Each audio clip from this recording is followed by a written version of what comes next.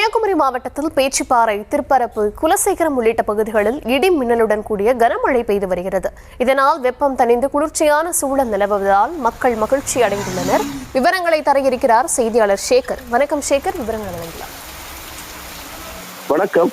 தமிழ்நாட்டில் மேற்கு தொடர்ச்சி மலை மாவட்டங்கள் மற்றும் தென் தமிழக கடலோர மாவட்டங்கள் ஓரிரு இடங்களில் லேசான முதல் மிதமான மழை பெய்யக்கூடும் என ஏப்ரல் 29 மேற்கு தொடர்ச்சி மலை மாவட்டங்கள் மற்றும் தென் தமிழக கடலோர மாவட்டங்களும் இடியுடன் மின்னலுடன் கூடிய கனமழை பெய்ய வாய்ப்புள்ளதாக வானிலை ஆய்வு மையம் தெரிவித்துள்ளது. இந்த நிலையில் கன்னியாகுமரி மாவட்டத்தில் பேச்சிப்பாறை, திருப்பரப்பு, குலசேகரம், திருவட்டார், அருமனை, திருப்பரப்பு, மார்த்தாண்டம், களியக்கவளை மற்றும் மேற்கு தொடர்ச்சி மலை ஒட்டிய பகுதிகளில் இடி உடன் கூடிய கனமழை பெய்து வருகிறது.